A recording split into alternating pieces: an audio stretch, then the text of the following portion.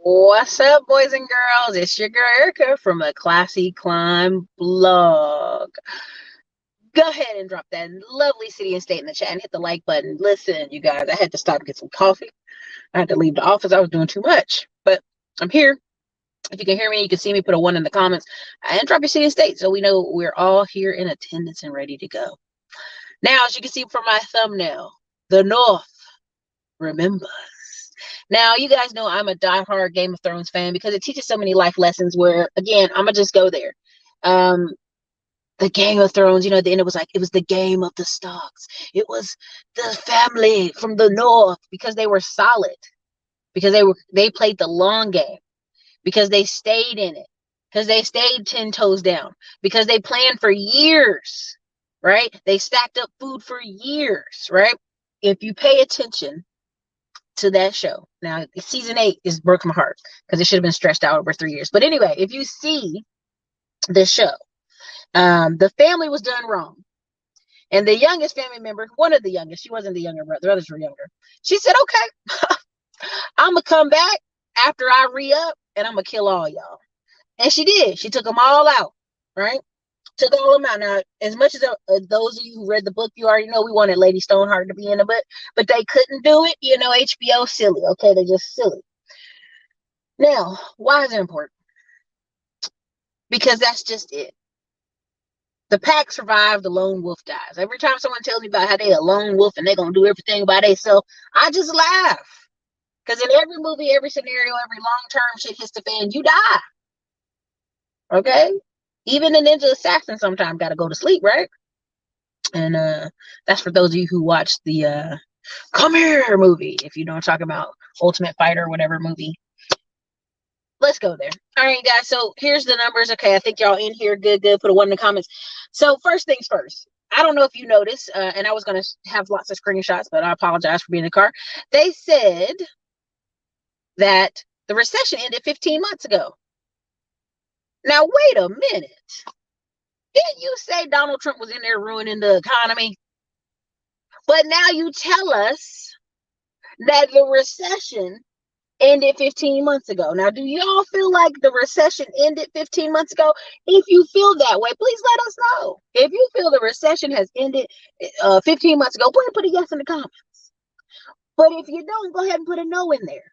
Because for me, and everything I see, hey, baby, we just hitting a depression. Because if the recession was over 15 months ago, why haven't we raised interest rates? Why are they selling Forerunners for $75,000 right now? Why are they selling used cars for over 10K when y'all know them Hondas, them 1995 Hondas are always $3,000 on Craigslist? Why is people trying to get $5,000 for them? Come on now, tell me. I'm not crazy. Now I'm gonna tell you like this: you need to be in it for the long game. I don't mean no 2-year plan, no 5-year plan. And here's the thing, Diamond Dave did a good post today, and I shared it up here. A lot of y'all are looking for get rich quick, and the more you get rich for the get rich quick stuff, all of a sudden everybody's a scam. Something's a scam.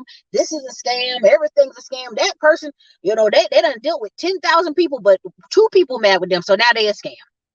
Come on now. Come on, man. Come on. Get real. Get real and get serious, okay? Now, what we have to talk to y'all about is this is the deal. If you're looking for get-rich quick schemes, you are the scam. You're the scam. You are looking for a short, quick, get-crushing scam. Tony Peppers, every time somebody says there's a chip shortage, I'm not even talking about that. We have football fields. And do you know how long a football field is? Not trying to be a smartass. Of cars, brand new cars from 2019, 2018, and 2020 still out there. We have brand new cars every year from previous years that have never been sold. Go look at all the stories of the trains full of cars that have never been sold. So this whole, we got a chip shortage, Erica, for new cars. Yeah, but used cars, listen, when I was in Alaska, I think I saved the clip. I need to put it in some video here somewhere. I'll ask Peter to do it in another video. When I was in Alaska, we passed by 3 different budgets that had a fence around it with brand new 2019 cars.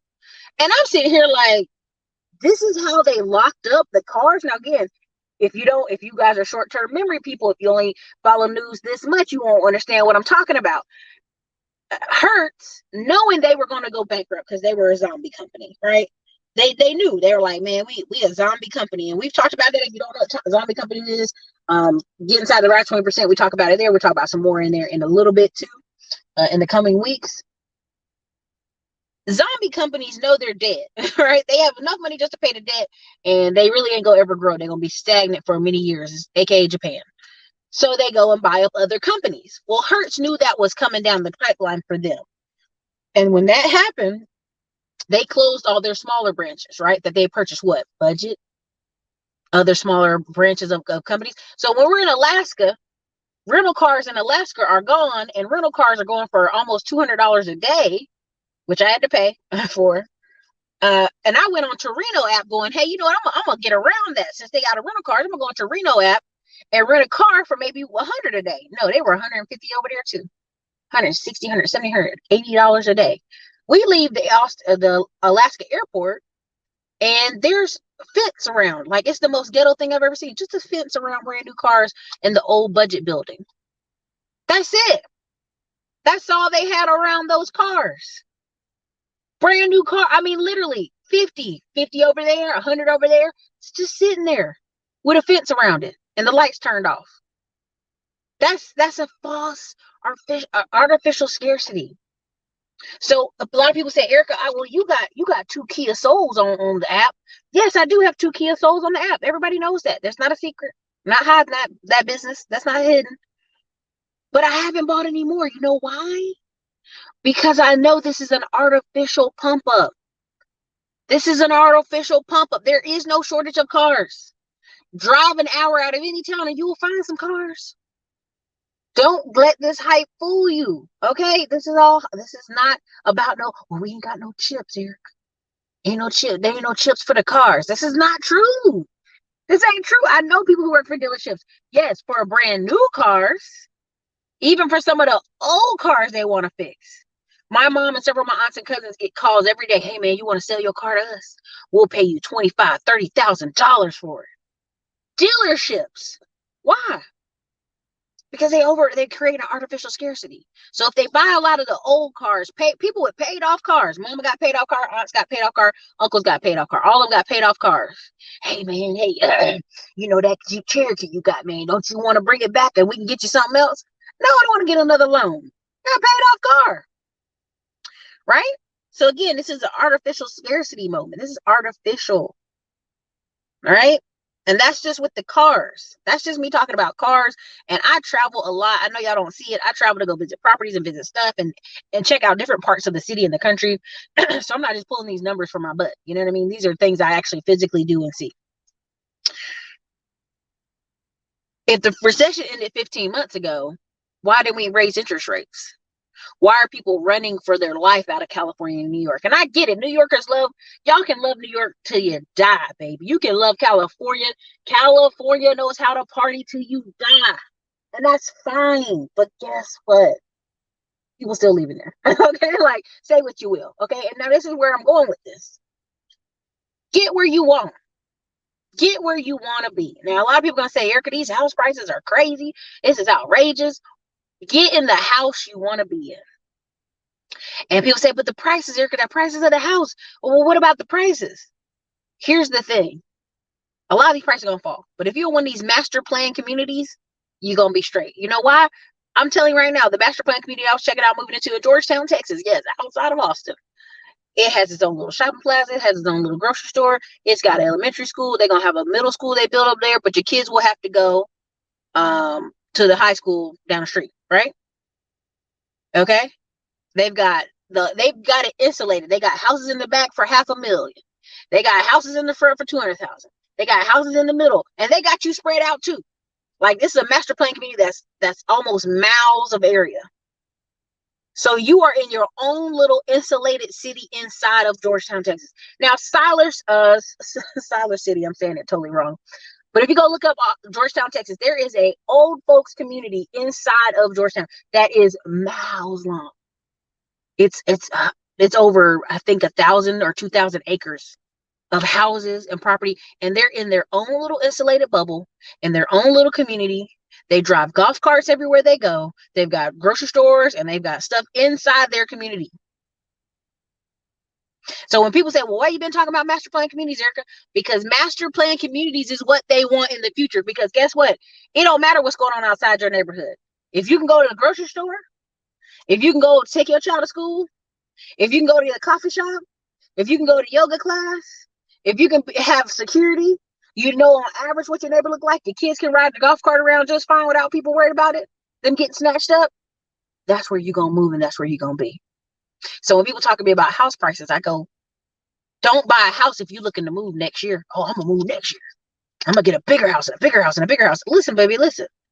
I have several friends who bought a house, USDA loan, out in the rural sticks because they knew they were only going to stay out there for a year and then move further in, right, to the city and rent out the first house, right? That's what they were going to do. That was the game plan.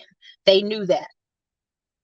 But you need to pick a house that you're going to stay in for 5 years. Why? Because last time in 2008, when the crash happened, people were losing homes that were their dream home. I said, now, how was it your dream home when it was too big, it was too this, it was too that? That's too much. If it was your dream home, you'd pay the price forever, right? Because let's just be really honest. Let's say you're over leveraged. Now, if you go look at the rates of people's houses in 2008 when the crash happened, it really happened in 2007, but 2008 when it happened, it took to 2010, 2011, 2012 for people to get right.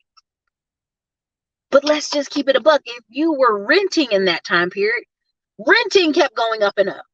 But if you stayed solid and stayed in the house you wanted for those 5 years, you would have been all right. You'd have leveraged back out. See, the problem is in America, we don't have starter homes anymore. We want to go to the biggest, giantest home we can get, or we want to move near friends. Now, the funniest thing I heard the other day was when someone was saying they bought a house to be near their friends, but it was in the middle of the suburbs and they were a single man. And now they want to sell that and move. Well, you bought a house to be near your friends that have kids and you a single man. That didn't even add up. Did you plan on having kids? Did you plan on getting married? And the person said no. Well, then why did you move over there? Of course you like, I wish I never bought a house. Well, of course not. That doesn't make sense for your plan. So this is my biggest thing I want to tell you. Listen, if you have an idea of what you want to live in, you know your price points. You know your spouse is solid right now. She ain't trying to go nowhere. And trust me, in the middle of recession and depression, if she's smart, she ain't gonna try to go nowhere. She's a dumb.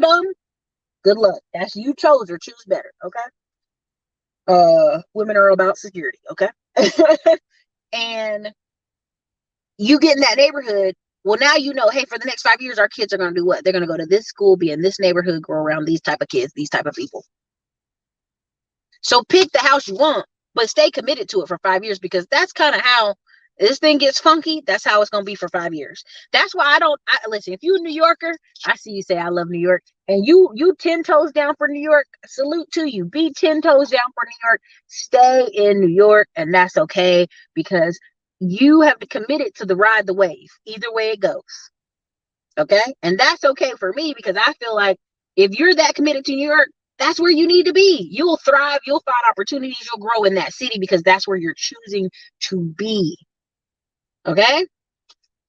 Now, the past week, I was in Carolinas. I was in Atlanta. Then before that, I was in a couple other cities and states. Now, I was in the Carolinas. We went on our family vacation, and I was like, man, these are so nice. And they're rental properties. Let me see if there's any for sale. So we driving around, and there are plenty for sale. Hundreds for sale. And there's new construction coming up. So I'm calling the realtors, and they're like, oh my God, yes, honey, do you want to see it today? I said, well, no, not really. I'm on vacation with my family. Can you give me some more details? What's up? Well, then I go look up the realtor.com website. Thank God for realtor.com. Okay. See, Geechee Dan, this right here is ridiculous. It's not. You know why it's not going to skyrocket? Let me put it to you this way. Because now he's going to make me stop my show. Stop the show. This is inaccurate. Why? Because people, as they get older, as you just saw, they buy into marriage because of what? Companionship. Older communities. Go in any old folks home. Go look it up. Go check it out. That's a short-term fix. New York doing the weed and prostitution and all this other stuff, that's a short-term fix. You know why? Because they're trying to drug you to sleep. Because if New Yorkers were really bowdy, listen, New York will flip that thing in a day. But New Yorkers are drugging themselves to sleep, and that's okay. But I'll just put it to you this way: the data's going to show you over the next couple of years, all these left behind people. Why you see so many homeless men? I'm just going to be honest. The reason you see so many homeless men is men don't build communities like women build communities. Now let me pause before you cuss me out. Pause. What I mean when I say that is, women gonna make a community of other moms, or community of other school teachers, or community of workers, or whatever. Men ain't gonna be like, all right, I'm going to work, I'm at work, y'all don't like me, I don't care. Kiss my butt, I'm out of here. They don't build that same kind of infrastructure community. And that's why when you talk to a lot of men in the military, they like, I miss the brotherhood of military. When you talk to men that are cops, I miss the brotherhood of cops community. It's very important. So again, no. Geechee Dan, no. But well, let me go on back to what I was saying. Back to what I was saying about being in North Carolina. Well, I went on realtor.com, and the beach houses prices had dropped 150,000, 200,000, 50,000, 35,000. I was like, dang, why are these prices dropping so hard? That's just it. They reached the limit to what people could qualify for. Even though these properties rent out all the time, they rent out for $5,000 a week. And I'll do a whole show on that when I go back to North Carolina in, I think, September or October. I'll do a whole show on rental property, beach vacation rentals. Depending on the price point you get in is what makes it make sense, right? People for years will keep those beach houses. They'll make them 120 grand a year. They'll spend 2 or 3 weeks a year at the place and rent it out the rest of the year. And so now it kills 2 birds with 1 stone. Their family gets to stay there, and they get to make money off of it. And I only learned that game from some of our other older military friends and our other family that was in college with me, who fathers had 4 or 5 vacation rentals. So their portfolio made it look like they had $10 million, right, in assets. And they were making about 100 grand plus a year from each property, minus the days they got to stay at the place. So their dads were making income in retirement off these properties, before it was a thing, right? And so people say, well, Erica, if the economy's crashing, if it's going to be a rough next 5 years, well, why would you worry about, beach vacation rentals? Because the nature of people is, I'm going to spend it. I'm going to get to that beach. A lot of those vacation rentals have 5 to 6 rooms and 5 bathrooms. A lot of the bigger ones have 18 rooms and 18 bathrooms. Now you're going to say, well, how much are people spending to get there? $5 grand a week. But what's the cost of a hotel per night out there? $400. So by the time you do the math, if you want to stay at the beach for a week, you're going to spend $2,800, or you're going to collect a bunch of family and friends and spend $5 grand. And when you break it all down, bust it all down, you each pay maybe 100. You each pay 200 in. You each threw 450 into the pot, right? Depending on how many people came with y'all out there. And people will figure out a way to go on vacation. Listen, no one figures out a way faster to go to Miami than a school teacher in the summer. She'll Uber, she'll deliver, she'll DoorDash, because she's going to get to Miami. School teacher salary be danged, okay? And so there's some things in our economy, and if you go look up the German Republic, the Weimar Republic, and other places, when it came to these recessions, the rich kept living like they was living. People kept living, the rich kept going on about their day. Right now, I can tell you right now, there are several Instagram, I'm gonna say what they are, influencer business people who are not sharing all their travel because it's in poor taste, because people are struggling, because at some point it becomes gloating. But the funny part is, it's not gloating. That's them living their everyday life. That's them working really hard, owning multiple businesses, and then taking 2-3 weeks off in the Cabos, right? And Cancun, and Tulum, and a big old house in the islands, in Antigua, right? People forget that people with money, they already got their neighborhood locked down. They got the kids going to the private school locked down. They got the cars paid off locked down. Their vacation is what they're going to splurge on. That just is what it is. It's the nature of it, right? And so what I want people to understand is there's levels to this, and I want you to get in where you need to be in, okay? So again, we already talked about get in the house you want. Now here's the next part. Move. I watched somebody's comment, and I'm not knocking him. He said, well, like 9 years ago, I wanted to move to Atlanta, and I just didn't move. And somebody else said, yeah, when I was in my 20s, I wanted to move to Atlanta, I didn't do it. I hate hearing those stories. Do you know why I hate hearing those stories? Because you could have already moved down there, spent 2-3 years, didn't like it, whatever, and go back to your hometown and do what you do. The reason people don't move is not because of money. Let me tell you why. There's a movie, Cold Mountain, or what is it called? Is it Cold Mountain? And the guy was saying, "Oh, you're blind. I'm so sorry you're blind. What would you do to pay to have your sight, even for 15 minutes?" And the guy said, "I wouldn't pay that, because having a thing and losing a thing makes you bitter." And to this day, I always remember that quote, because what happens is, if that person knew in their 20s, okay, I left, I went to Atlanta, I didn't make it, or I failed, or whatever, and I moved back to my hometown, those are the people sometimes I meet that are super bitter or super happy. Why? One of my friends moved to Atlanta. He stayed in Atlanta for 5 years. He said he didn't find, no stable women. That's all we're going to say. He said he didn't find no stable women, no non-crazy women. He came back to North Carolina, married a lady, had a kid, and was like, "This is the best decision I ever made." He was super happy. He's super influential in one of the small communities near Fort Bragg, North Carolina. And he's like in government, he's in Congress, he's going up and up and up. And I was like, "What made you do that?" And he said, "I realized when I was out there in Atlanta, the level it would take to get up to a high level here without a wife, I'm gonna just go there, that's the point of what he's saying, would be hard. Now you can go to one of these smaller towns and be high up in politics with a wife. It just is what it is. It's the Southern South. It's possible, right?" I mean, that's all I'm just saying. He used the word stable. I think he was trying to use a nice word because his wife was sitting at the table. That's why he was talking. And he said stable. That's all I'm just saying, okay? He said stable. I mean, I think the word he wanted to use was they was wild woochies down there, okay? So anyway, and that's my biggest point I was going to tell y'all. Go ahead and move. If you move somewhere, you didn't lose nothing. If you move somewhere, and that's why I made the relocation video, and you really commit. I don't mean no BS. I moved there for 6 months and, I didn't meet no friends. I didn't meet no women. I went back to my hometown. No, I'm talking about fully commit for 2 years. New job, new stuff, new things, fully invested. Yada yada. Mo Bossman? No, he got an AKA. He came back to North Carolina, got an AKA. He all right. He all right. He got what he wanted. She cute. I ain't gonna front on him. She cute now. She good looking. She says they gonna win some ballots, okay? But that's what I'm saying. I want you to move wherever it is you're gonna move. I hate hearing these stories. People are like, "Well, I thought about it and I just didn't do it and I couldn't commit," because you'll never be fully rooted. You'll always have this, "Well, I should have done this or I should have done that." Even people that moved to LA, there's so many people on YouTube who, "I moved to Houston, they didn't like it." Then they moved to LA, didn't like it, and finally moved back to somewhere smaller. There is a girl who Damien and Joe, the Travel Channel, they traveled all over the world for like 5, 6, 7 years, back and forth. She's Brazilian.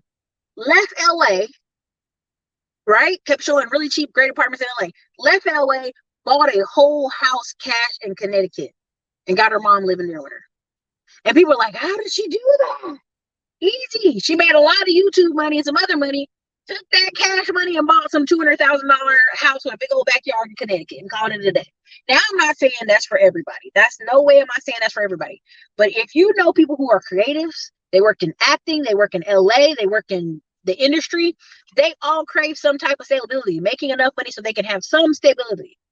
You got to know when it's the exit. Okay. Grant Cardone has a great, Cardone Ventures has a thing about plan your exit. See, a lot of people start these companies and businesses and they don't ever plan an exit. Now, there's nothing wrong with that. But if you ever want to do something else, you got to be able to plan an exit. So that's my big thing. Plan if you're going to move. Yeah, Damon and Joe, yeah, she's doing financially amazing. Damon's doing great. He's going to be on TV more. He's going to be on a lot of stuff. But, he's in that community. So anyway, I'm going to say that and leave that alone. Advertising. Okay, advertising. What about advertising? When I say the North remembers, okay, the North is the people. Okay, the North is people who have a vendetta. They remember more than anybody. To this day, Levine, who is a family channel, man done gone on. That's right. Right? The man done got on, okay? And I'm sorry, I'm trying not to laugh. He done married this half Asian, half white girl, then they had kids. They have all this money from YouTube. They made all this money. They do pranks, they do all this stuff. And there are still people to this day. And this man's comments talking about, well, I remember when you was MGTOW. I remember when you was Red Pill. I remember, like, years later, these are grown men and women, 10 years. I mean, I think their youngest child was 6, so it'd be like 7 years ago. 7 years later, still in this man D chest talking about something that happened 7 years ago. Because the North remembers. But guess what overcomes a lot of that? Advertising. Yeah, right? And so a lot of people forget that a part of having a business is advertising. And it's not just I want to go organically viral, Erica. I want to organically get this stuff. At some point, some of y'all are going to realize the game has been switched. The cookies have been moved. The chips have been moved around on the plate, and you're going to have to pay. That's just all. Would you rather, I'm going to organically build something for 25 years and get 100 people a day, or I'm going to pay for a little bit of advertising and get 300 to 1,000 views a day? So we know our concept works or it don't work, and get on out the market and go on where we're going to go. I've seen people come on YouTube, be one thing for 3 years, switch over, be another thing for 3 years, switch over, be another thing for 4 years. I've seen it. But you know, the difference is they actually took action. And that's why I keep telling y'all, winter is coming. Y'all out here talking about ideals and concepts. You've been talking about it for 5 years. Are you going to do it or not? Do it or not? Now, prime example, I'm talking about advertising. I mean, the person who consistently advertises, even in a downturn market, are going to make money. Prime example, there are 2 boys and this one, they're on Bigger Pockets right now. They, for a year, consistently went to every single meetup that dealt with real estate. They connected to every single person. They got all the cards, they got all the emails, the constant contact. Within a year, they were able later to raise $30 million. Why? People consistently kept seeing them. The advertisement is you. If you keep showing up, you are the advertisement. If you keep going about your day, you are the advertisement. See, the consistency is what matters. I was talking to my trainer earlier today, and I was telling him about something that was happening on social media, and he was laughing because he had no freaking clue. We're in the same age range, and he had no clue because you know why? He does business in the real world. He just finished closing on, I think, 2 or 3 government contracts. Everybody out here telling you it's going to take you 5 years to get government contracts. This man just stayed focused and hammered away and got the government contracts. Why? Because consistency. Actually doing this stuff every day for an hour. A lot of times y'all want a get rich quick bulletin. It don't work. It don't work. See, the thing about Bigger Pockets is people forget that Bigger Pockets has been out here for 13 years. They started as a blog. Then they started filming YouTube videos. Then they started filming podcasts. Then they doing conferences. I mean, people have short-term memories. Everybody thinks somebody popped up out of nowhere. Bigger Pockets has been around for 13 years. The original guy who even started Bigger Pockets has stepped down and retired. His daughter had some kind of cancer or something with her eyes, and he was like, y'all, I done been doing this for 13 years. I'm good. I made all my money. I got my real estate. I'm off this internet. Peace out. And that's the problem. A lot of y'all, you don't commit fully. You've been talking about this stuff for 5, 6, 7 years. And then you go, well, Erica, it ain't work out because you ain't been consistent. That's all. You ain't spend no money and be consistent. What do you want me to tell you? If you're not consistent, how can you see the results? People have memories like goldfish. In 3 months, people will forget all this stuff. That's why Grant Cardone keeps marketing. I'm telling you, I went to the Grant Cardone conference in 2019. Was it 2018? 2019. It was 33,000 people there. Everybody who came here because of Tai Lopez stand up. And I don't know, 1/3 of the audience was out there standing up. I started talking to this guy and he was like, oh, I didn't even know a Grant Cardone. I knew Tai Lopez was going to be here. So I showed up for Tai Lopez. What is Tai Lopez even doing right now? Tai Lopez is on the next level. He's raising millions of dollars to finish buying out these online brands he done bought. That's why I keep telling y'all, people got memories like goldfish. They don't stay consistent. So the little 2% of people that are consistent win every time. It will keep winning. Please don't do cartwheels with your bad back. But I get so passionate about this because, and I'm gonna be honest, I've seen people take jobs that they hate. They almost drink themselves to death because they hate the job they work. They come home, they all, and you talk to them about starting a business or doing something that they at least care about, and they act like you have shot their mama in the leg. Everybody can't start a business, Erica. Oh, you got people here on YouTube been doing. Kay just told y'all she talks about government contracts on her channel. Promo within a promo. I see you, Kay. All right, $5 super chat. Thank you. I appreciate supporting the channel. You got people on here who have been doing Uber for 5 years, driving nonstop for 5 years. And when you ask them what's the game plan outside of driving for Uber 5 years, they ain't got one. You just been driving around in the car with no plan? Brother, that's not gonna work. Listen, I think y'all seen the clip where the man came on Kevin Samuels talking about women is the enemy. No, brother, you driving for Uber 5 years and being a musician is the enemy. Get your life together. At some point, you have to figure out the next step. I'm here in Austin, Texas, and I remember I was complaining about getting jobs. I was complaining about it. My friends were tired of hearing me complain about it. They're like, look, if you don't go over there and get your ass a job over at this tech place and this entry level for $70K a year and get on with your life. At the time, I was super offended. I'm like, oh my God, they're talking to me like this. But there's no excuses. And that's the problem. We're creating a society of people that have an excuse for why they can't do something. Oh, well, is it math in it? Do I have to study? Yes, boo, put the weed down and study for a month. You can get your foot in the door. I know plenty of white potheads that work at companies in tech. They do their pot after work. They don't do pot all during the day and they can't figure out why their life ain't together. Come on now. Come on. Y'all know I ain't lying to you. Come on now.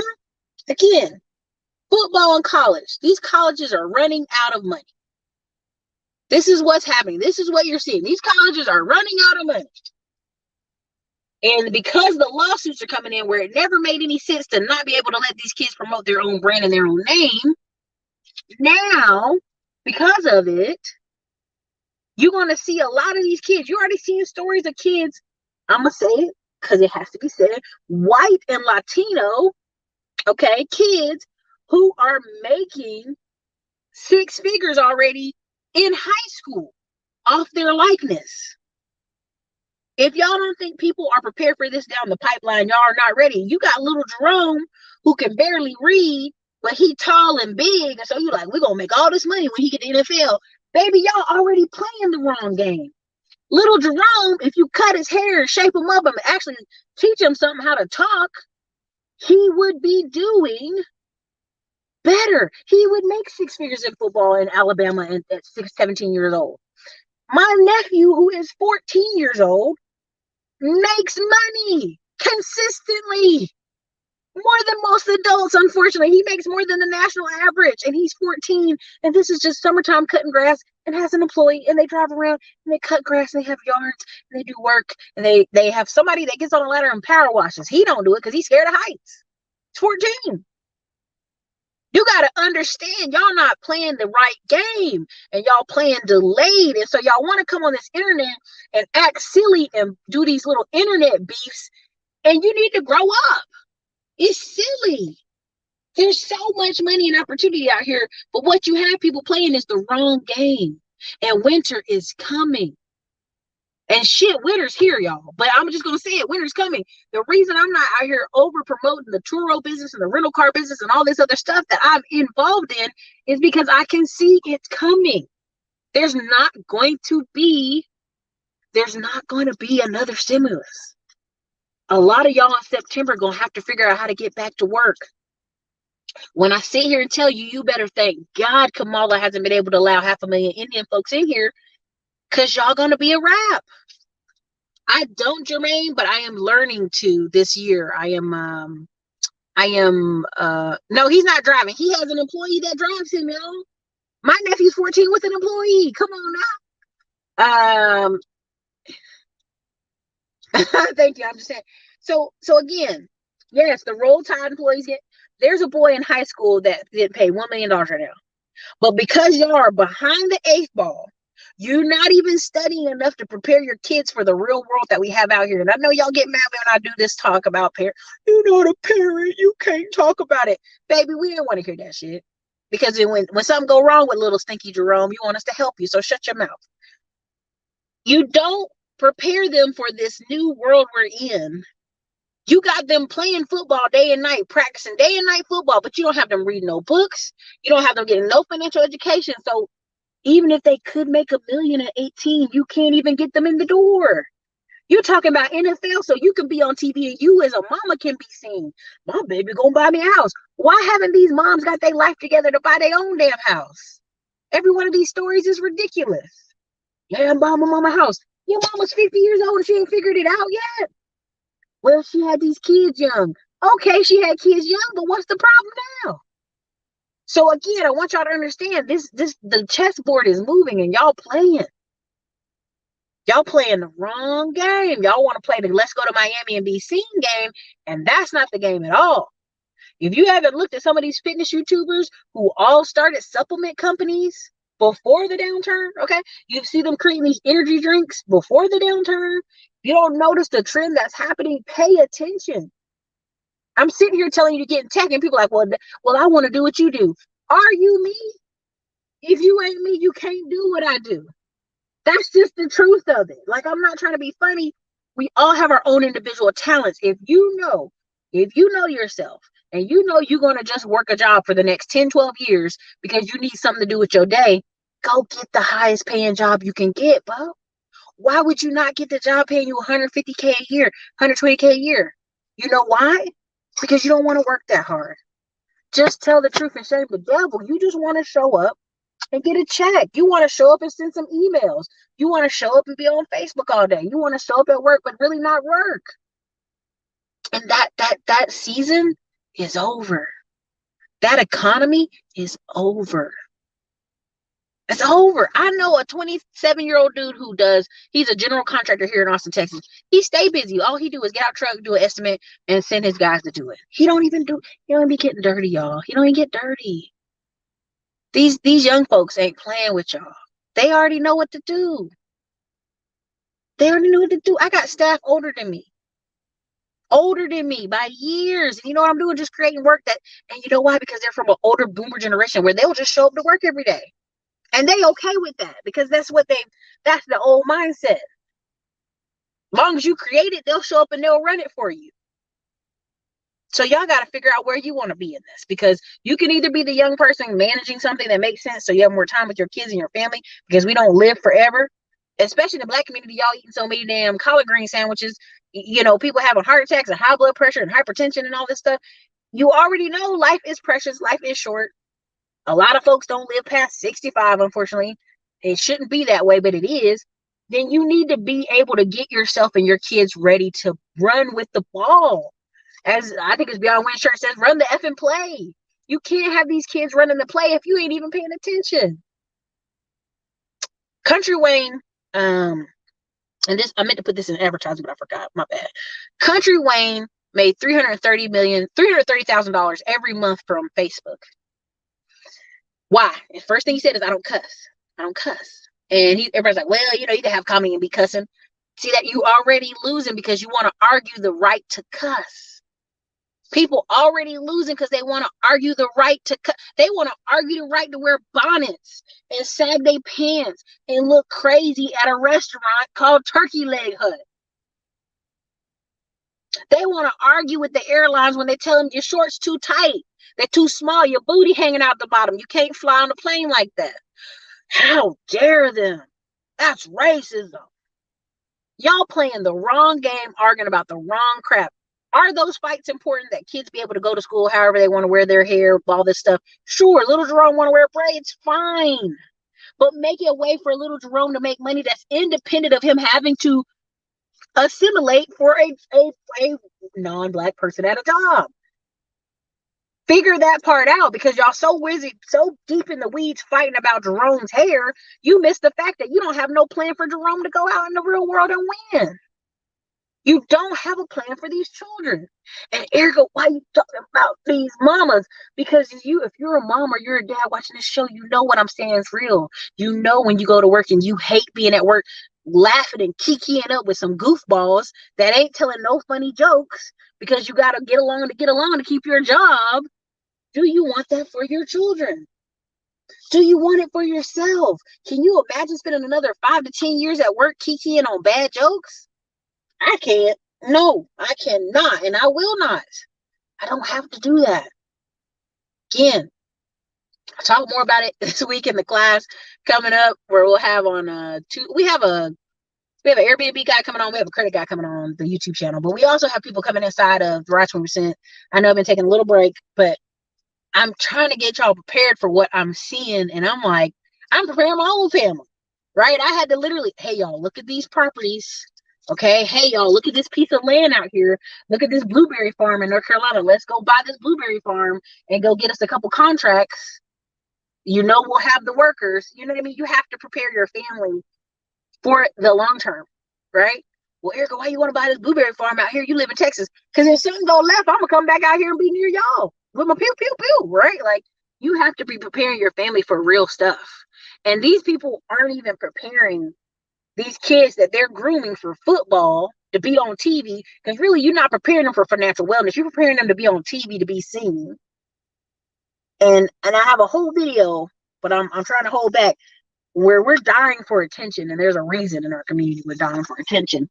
And I literally mean we're dying for attention. I'm gonna just say this. I mean, I don't want to be all doom and gloom because I'm saying that for the other channel, but there's 100,000 sailors right now stuck at sea. Now you're gonna say, Erica, what do you mean? What do you mean 100,000 sailors? There's 100,000 sailors stuck at sea. There are rules on the books that when you these ships that are going, these cargo ships y'all see going back and forth and on the ocean for months at a time, sea merchant guys that get paid really well. If you can't deliver the load, right? If the person can't pay, and I'm trying to do a short paraphrase of it. If the person gets to the dock and the company that got you out there with that logo, that cargo, cannot pay, okay, right?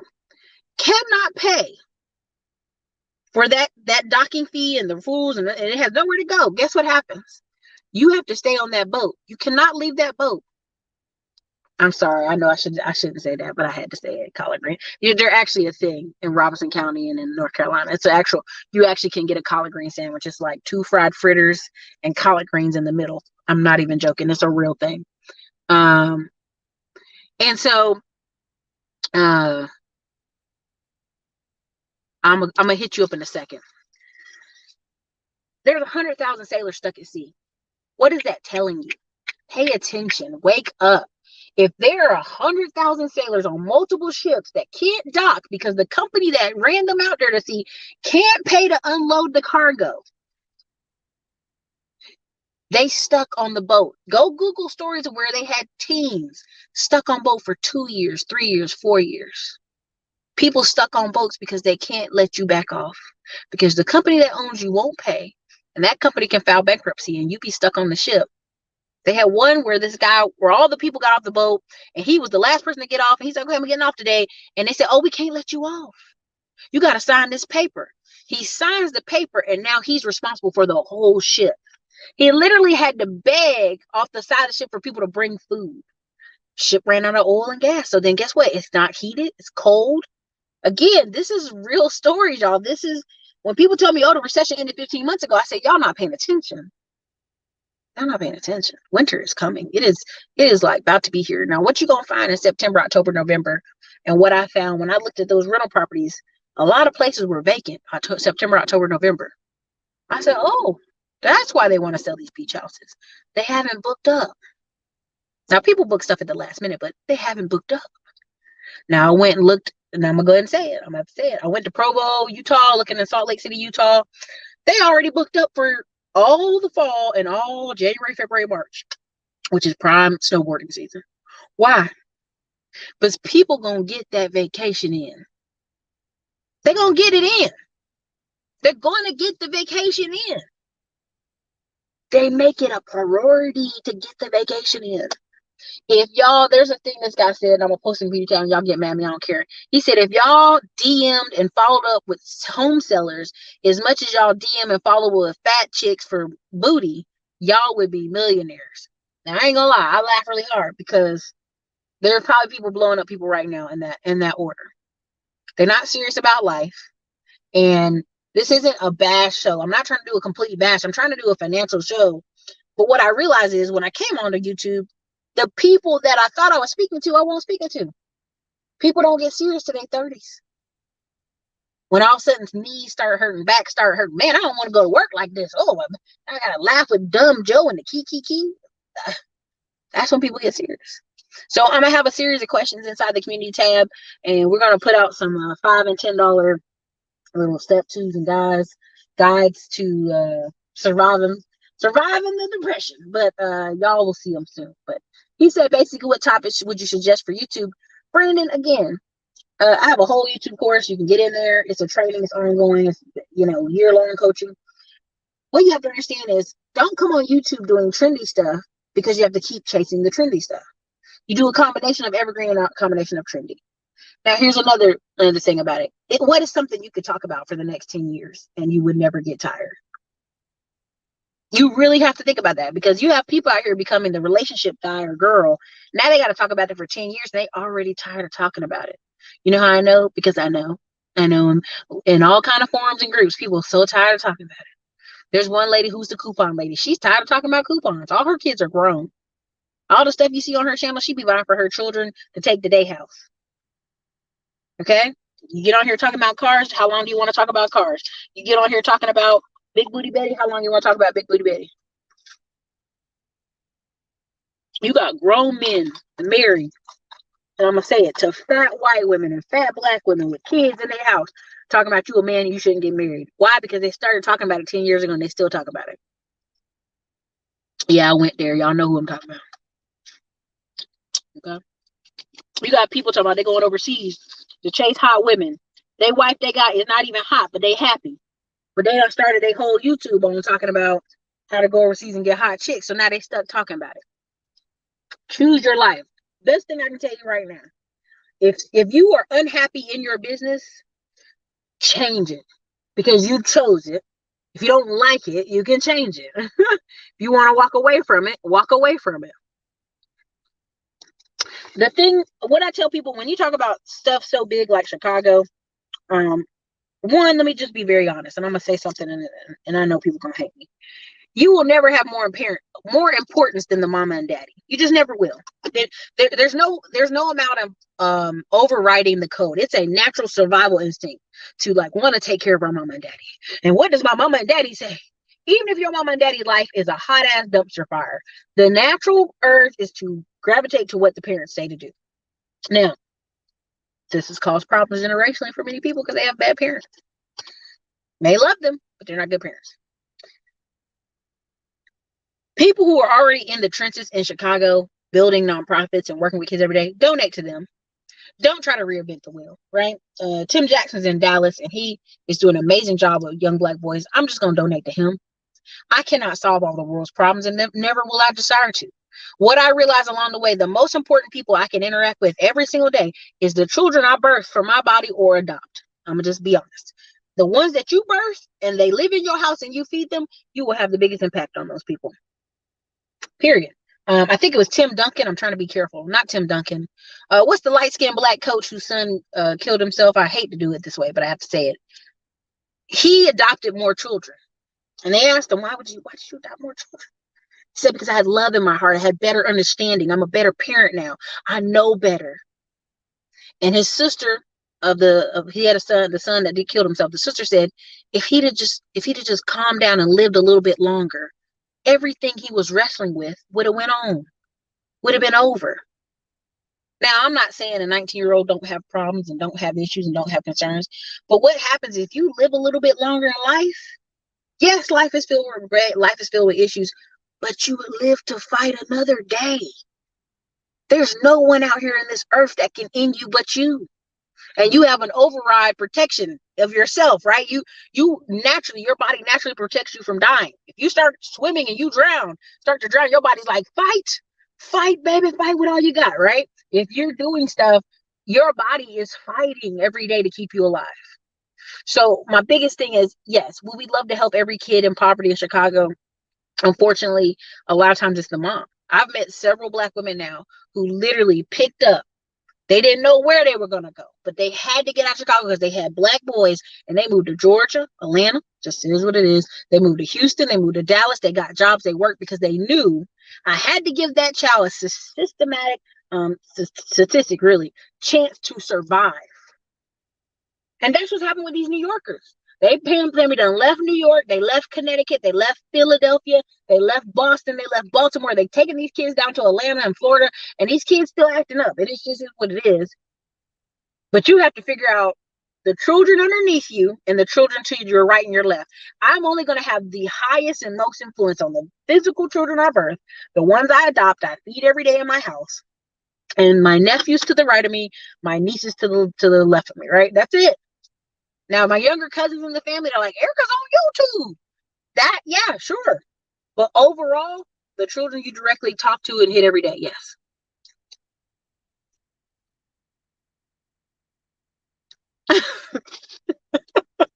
Dr. Dick's always come with the mess. A lot of y'all in the 40-40 club, 40 years old, making 40K. It is true. I see a big super chat. I'm getting to it. Give me a second. I'm in the car, I'm trying to scroll this thing. Hold on. I'm getting to you.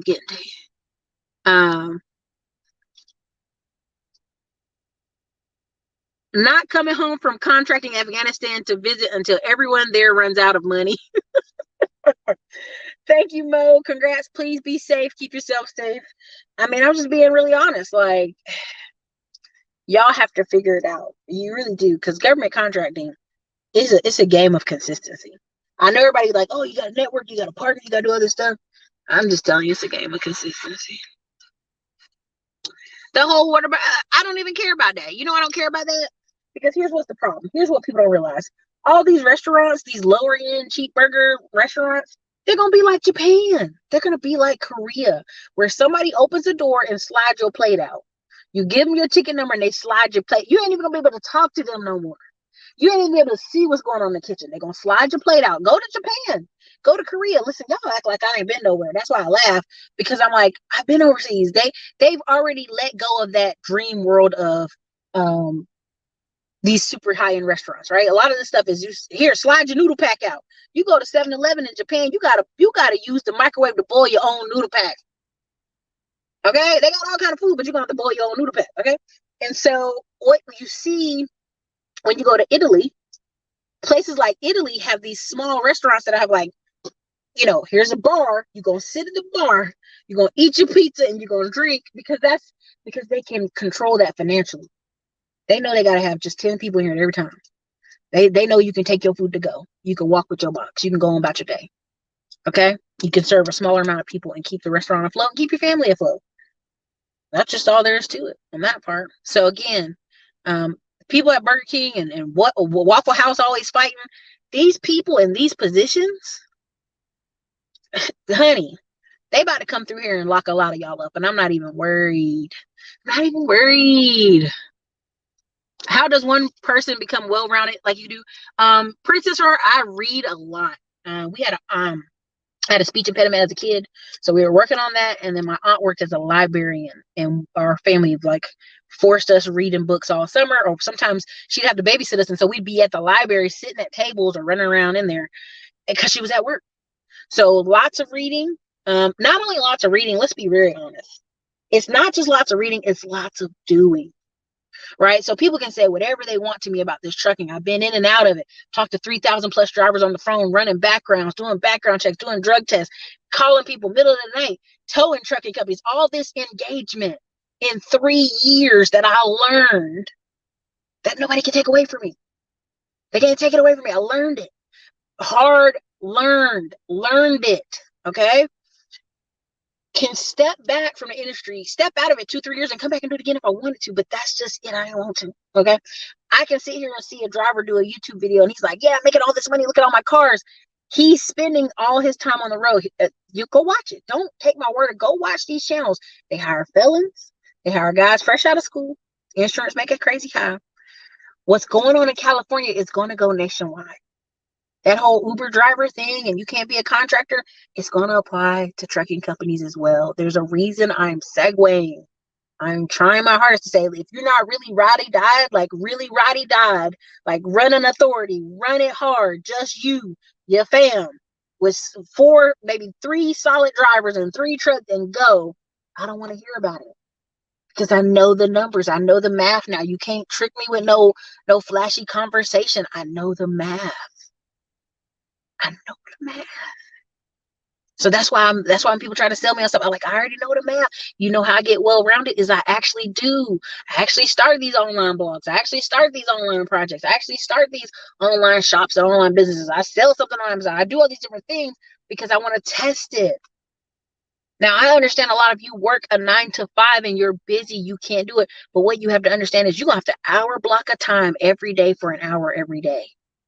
It depends on how serious you want to get away from it. Because I've seen people jump in real estate in 3 years' time. The dude owns 33 properties.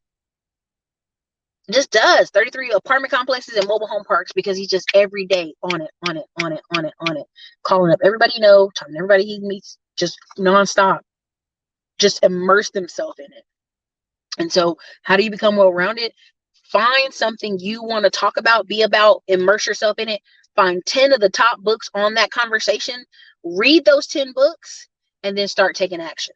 You know why? Because so many people, we're in a sea of people, 90% of people, I'm going to tell y'all right now, I can look at my DMs on Instagram. I can look at my emails here. We can go through all the emails a staff uses. The same people 6-7 years ago talking about they want to do something, they still talking about it and ain't done it. I told y'all when I started YouTube 7 years ago, it was a group of us. It was 8 of us all going to start YouTube. I was the only one who did it. 4 years in, they're like, oh, you still doing that? Man, I really should have did that. Now, last year, they were like, hey, can you help me with my channel? No, we was all going to start at the same time. So again, I mean, you have to really understand what people are, it comes from reading it, but also comes from doing it.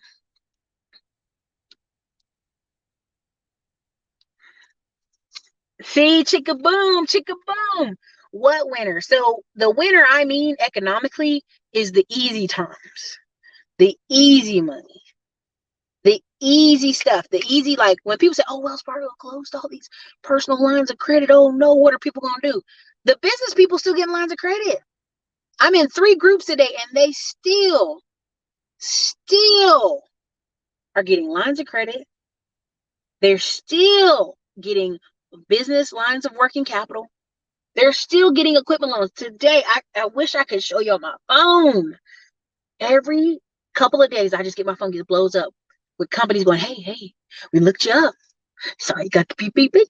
Would you like some more money for equipment? Would you like some more money for this? I'm going to give you a little heads up. If you're on Stripe sent out a thing today to like, I think 1 million users or something. I can't remember the number. And I'm going to tell you, go take that quiz. Go take it. It's asking you like 20 questions. And in there, it kept asking, hey, would you pay 50% interest on this? Would you pay 45% interest on this?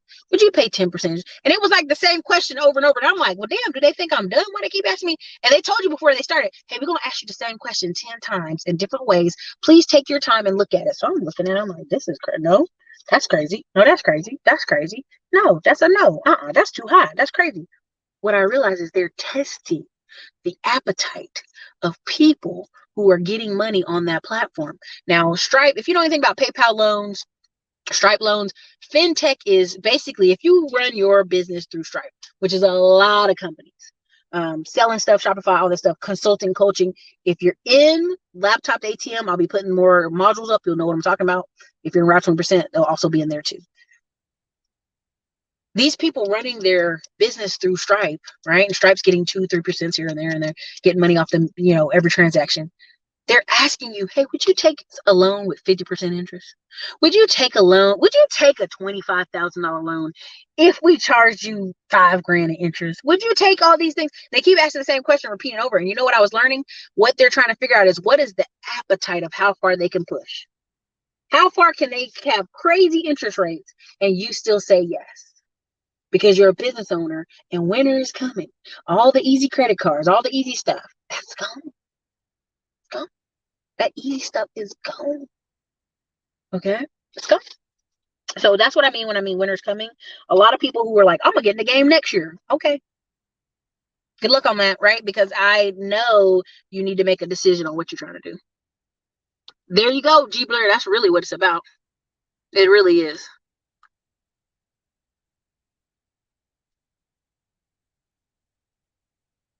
Listen, Steven, there are going to be some trucking companies leaving drivers at truck stops this winter. Let me tell you, what happened when that one company folded? They were like, hey, bring the truck back and you can get your last paycheck. And they were telling them, don't return it. God, they ain't gonna give you a check. They ain't got no money. They can't give you your check so you can go back home. So you're gonna drive the truck for nothing.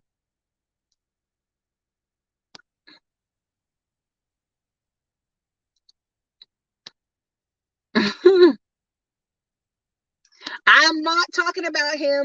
No, I like him. He cracks me up because he's a lawyer and he could talk about anything else. But again, whatever. There's lots of people.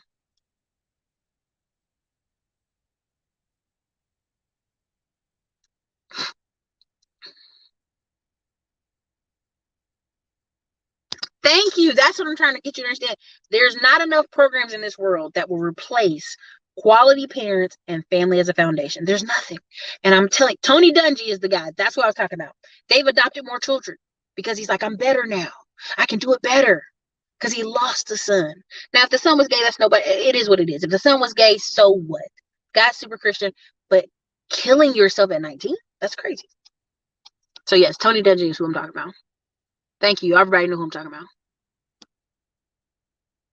It really is. I mean, like, keep going, keep living. Hold on, let me see if I can pull up that other Cash App. I'm not ignoring y'all. I'm just trying to do my stream of consciousness while I got it going. Okay. I'm a 21-year-old black male from Canada, currently an aerospace engineering intern. The most important lesson I've learned from you is to stop being a lone wolf. Thank you. Oh, thank you. Listen, community is everything. Community is everything. You know why? Because a lot of these people gonna get caught up, but they got community to bail them out. I'm gonna go ahead and tell you one of the bigger pockets. I'm gonna post it in the community tab. One of the bigger pocket stories I really love is this guy who borrowed $6 million from his family. It went wrong, terribly wrong. But he said, listen, I'm going to pay back every dollar, every dime. I'm going to do all this stuff. And now he owns even more apartments than he owned the first time. And I'll pay them all back in a year and a half. I think it was 3 years, he said. But his whole thing is don't stop. Once you got the knowledge, the only way you lose is if you quit. That's it. I'm telling you, dignity everyday life. If you're a mom and you don't have a lot of resources and you can't combat and you can't fight it and you move, I understand it. There's a young lady who her mom had 8 children and her brother had reading problems and the mom kept going to school. And this is, I think, in the 90s. And she kept saying, my son needs help with his reading. And they're like, oh, we don't have any more spots. It's just for the Hispanic children and the kids who don't speak English. Because they were near Las Vegas, I think, or Arizona. And to this day, she says she believes her brother's problems come from the fact that their mom could not get the help from the school. What do you do if you can't get the free help from the school? You have to figure out how to help your own child. That's the stuff I'm talking about. People don't understand. Kids are sponge.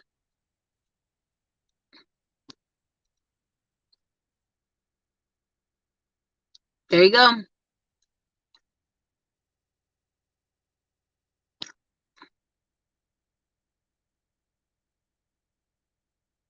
There you go.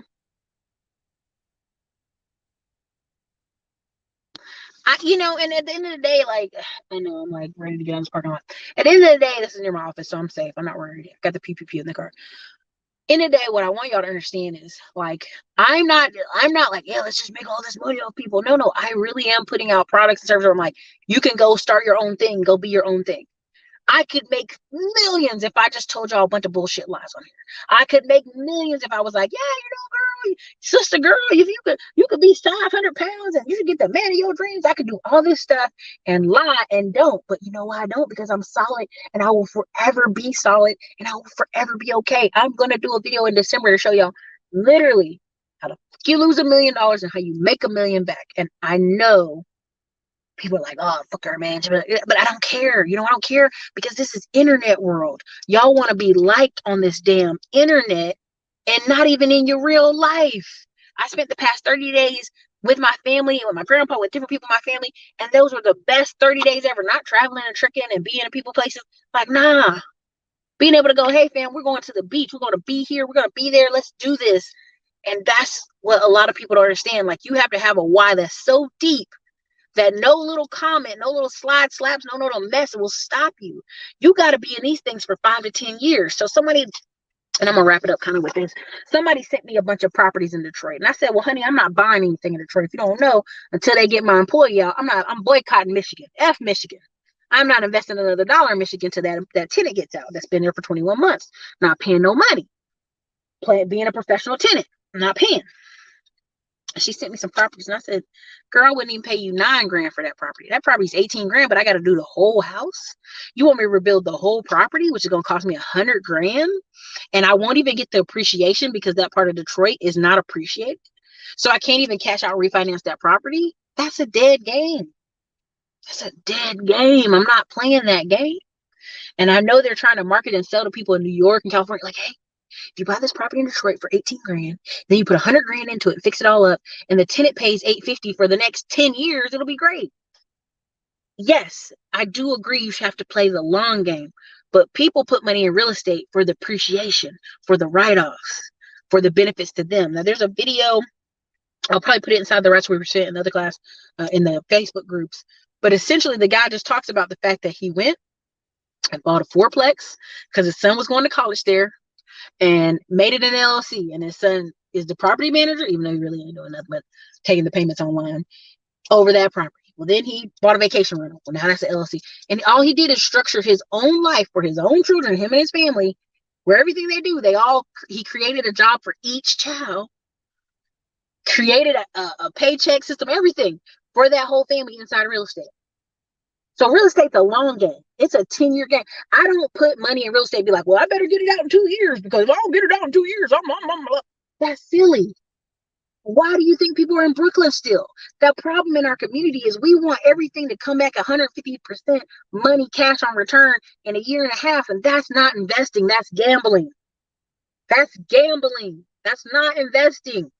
That's gambling. And I want you to understand when people keep saying, what's the returns on this and that? I'm like, I'm in this for the next 20, 30 years. I'll own those properties in Detroit for 20, 30 years if I have to. Why? Because everybody I know with real long-term money, that's the real thing. When people say the rich don't work for money, Erica, you don't know what the fuck you're talking about. You're seeing people who grandpa was the worker and the grandson or the daughter of that father is enjoying life, is vacationing all the time. Even the wealthy people I know right now, the guy literally done got remarried 3 times. He's on his 3rd wife. She's having babies, and he still works every day, except for the weekends. But he still works every day. He's still buying properties because he's got multiple children from multiple marriages and alimony to pay for multiple marriages. Again, and you would call him rich. You say, look, he's out of Lambo. Look, he's got this big old house with a pool. He's got all this stuff. Yeah. But when people say the rich don't work for money, the rich work for investments that pay them forever. I'm only interested from here on out buying little buildings or buying little projects that pay forever. Why? Because people will always need somewhere to stay. If you ain't gonna pay, the government gonna pay. This is what it is, right? And I know people like in our personal family who had a house. Woman from New York moved there, was so in love with the cheap prices of North Carolina. She stayed there 15 years. Every time you heard from her, she's like, well, I'm going back to New York, girl. Girl, you ain't going back to New York. You've been paying $500 to $650 all these years. 15 years. You've been paying this money. You ain't going back to New York. Who you fooling? My cousin's been eating good. You've been paying his car payments with that little $650 every month. But for her, that's somewhere to stay, and that saved her money from being in New York. People will leave the northern states, or they'll go an hour out from, Brooklyn, wherever, whoever, to live cheaply. When the guy said from Shark Tank, you're going to see the biggest exodus from cities ever, it's because it's not because people don't love the city.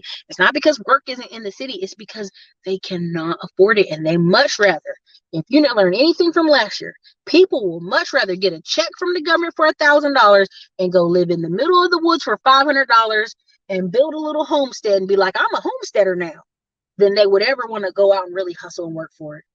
Well, I got to learn math. Nah, I'll just go live out in the trailer an hour away from the city. They'll do that. Y'all think this is a joke. These people are about to be up out of here. They about to be up out of here. Don't get discouraged. I'm telling you. You know what?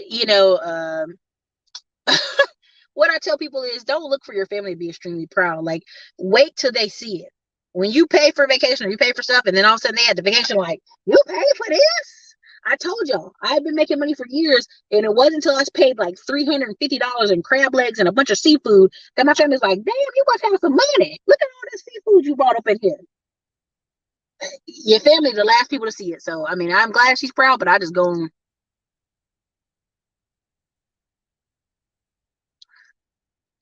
Erica, this business thing is hard. You create stuff, people copy you, don't want to give you credit, they form alliances against you, all sorts of wild. Listen, let me tell you something, Jim. This is what I want you to remember. That part of where I talked about advertising, remember that. Remember that. Because see, here's what happens. It's not who was first and who advertised it better. So I have forever been organic traffic. Look how well I'm doing organically.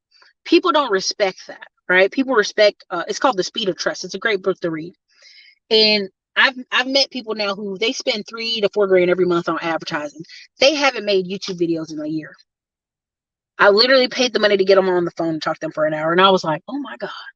I think I'm going to have my phone call with Johnny Bravo here coming up soon. But they've spent a certain amount of money every month for the past year and a half, and nobody's noticed the difference. Pay attention. Listen. And there's somebody who may, come back to get me. But I feel like there's one guy on the internet who's an informant. You ain't seen none of his business accomplishments. You can't Google anything about him. You can't find any property he's ever owned or any business name he's ever said. But he stay out here selling stuff to y'all. So again, I'm gonna just say it like this: you can Google me in multiple states, and you can find me. You can find my LCs. You can find my PPPs. You can find when I took tenants to court. You can find all kind of stuff. But I just want y'all to pay attention. Like Jim Hinton, remember, don't worry about those people. Use all your energy and all your focus to promote what you're saying. If you believe what you're talking about and what you're doing is saving lives, protecting lives, promoting, changing people's lives, keep talking and go about your day. Promote. Stripe is out here about to payday lend to y'all and they ain't even caring. Basically, well, and this is what you have to understand.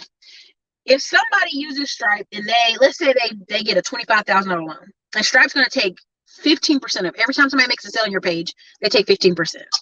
All they are is a cash advance merchant. That's all they are. A good route. Yeah.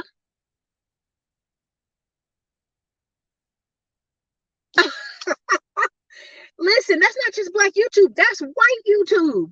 Like, don't get it twisted. This isn't even racial for me. I see white men on YouTube with a whole family, a whole pool, dogs, all this stuff, telling other white men that they are oppressed. And these people are oppressing them. And boy, we are, I literally have one, well, I'm calling him loosely a friend. He's like, if you're a white man, they don't let you speak no more. And I'm like, speak about what? Like, again, I'm telling you, people out here doing the most. They will.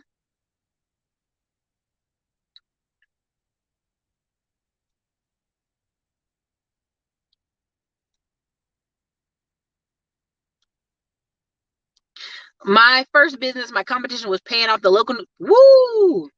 That's crazy. Okay, listen. What is Van Jones doing with 100 million? Y'all, come on, man. If you can't see that stuff on the wall. I'm not talking about Star Report. But Johnny Bravo, really, if you actually listen to him, he's talking about starting businesses. He just uses the fearmonger tactics on his titles because people love that. People is something in our hindbrains back here. Oh my God, I'm scared. So you have men on the internet talking about gold diggers and they don't even make enough money to live by themselves in an apartment. what the fuck are you talking about? Right? It's this hindbrain thing, right? You have these women scared of COVID getting their children, and children have the lowest rates, and they're like, I gotta vaccinate my children. You'd be like, baby, but you ain't even in school. You at home. What are you talking about? It's the craziest thing. It's the craziest thing. We are dropping that in like 2 weeks. I'm sorry, we've been trying to lock it in and work stuff. We're dropping it soon. We're dropping it soon. Give me a minute. It's coming. I promise. I know y'all like to plan your trips when you go to a city. Give me a minute. I promise you. You know, crab legs. If you want to go quickly, go along. If you want to go far, go together.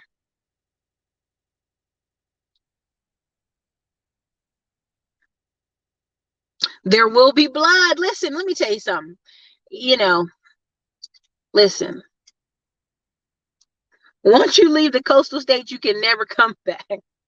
Hey. Thank you. I really appreciate it. $3 super chat. Thank you, Luminous Star Channel.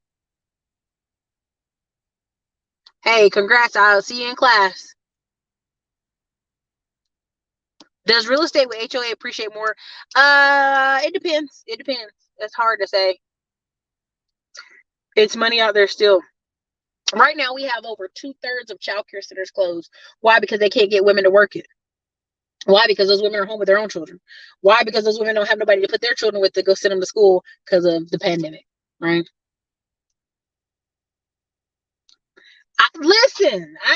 Michigan, y'all doing too much. Y'all got big grants, y'all got BS, y'all got lead in the water, y'all got these old ass homes you're trying to sell for too much money. You're doing too much, Michigan. You're doing way too much, and we tired of it. Everybody down here tired of it.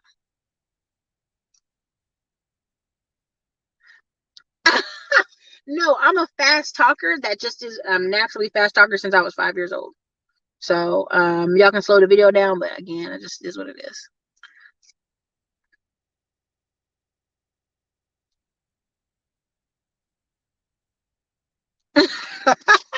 Geechee Dan, we're gonna be in Midtown. I just can't release the name yet because we want them to give us the discount for the guest, and they're trying to act like, oh, we didn't promise that in that contract. I'm like, yes, you did. You better get to rewriting that contract. I mean, there's nothing wrong with it. At the end of the day, Jay, what people are trying to do is come into the market and do quick get rich stuff, and that doesn't happen. I'm telling you, if you're gonna go buy in Philly, you're gonna go buy in Atlanta, you're gonna go buy, which Atlanta's not a cash flow state, it's appreciation right now. But if you're gonna go buy in Augusta, Georgia, you're gonna buy in parts of Florida, you're gonna buy these 50K houses, you're gonna put 20, 30K into them, you're gonna just rent them out for the next 20 years, it don't matter because you're gonna get your money and then some. For me, I'm telling people, buy something that you're gonna hold forever. Now, if you're just going in the hood to remodel and flip, you're gonna make your money, yeah, but the real money, the real wealth is in the holding it.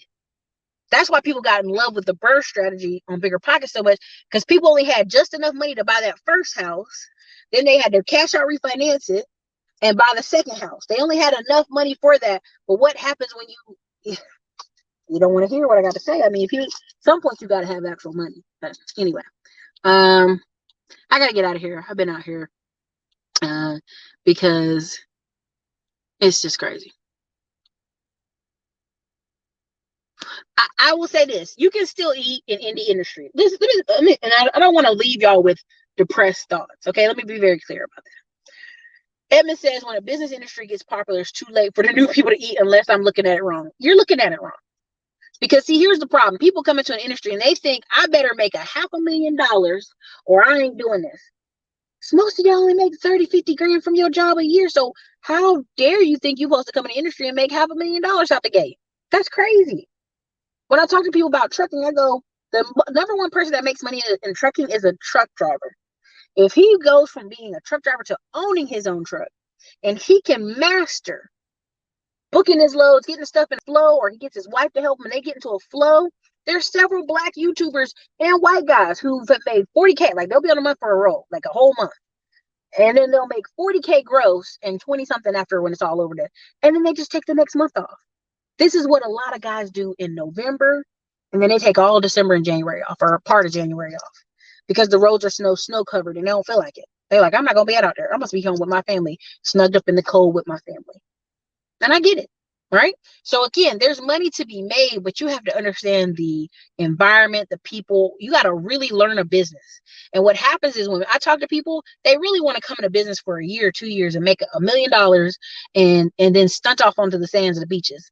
Man, stop that shit. That shit's crazy. Like this YouTube thing, even if I don't make another video forever, I will go back, clean up all my old content, and run ads for the next 3, 4, 5 years. Why? Because the content is evergreen.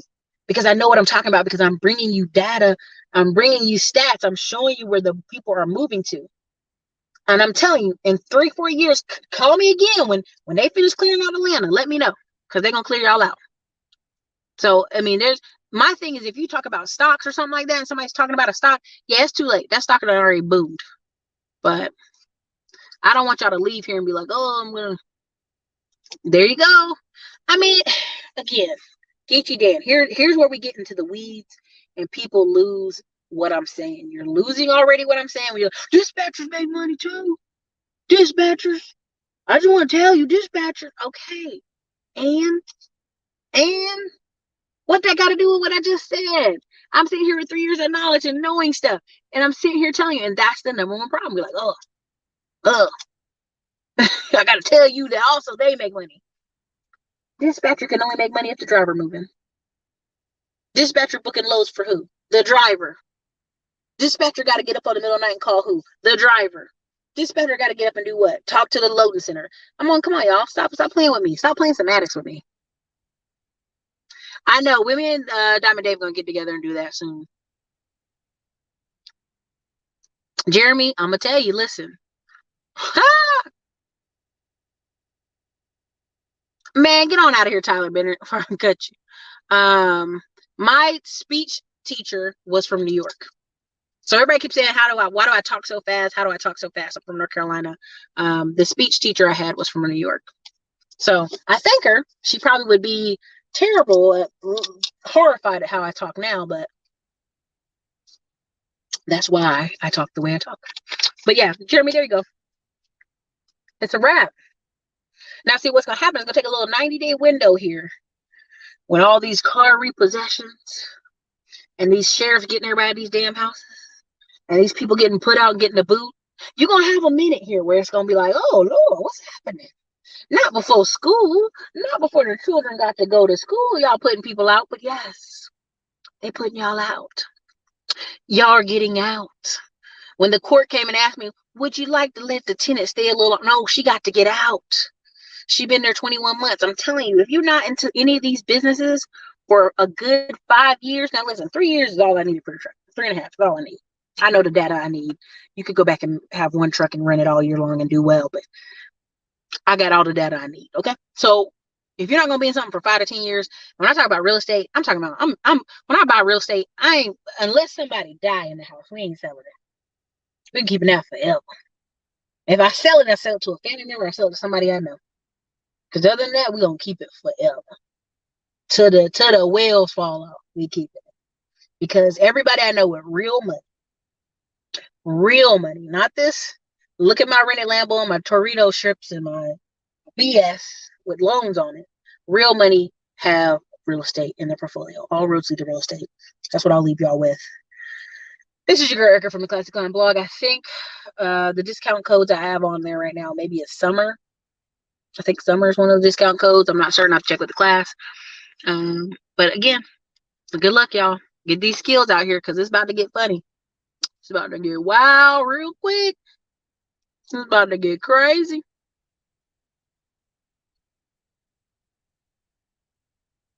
Where do I do my research? I read about 3 to 4 hours in the morning.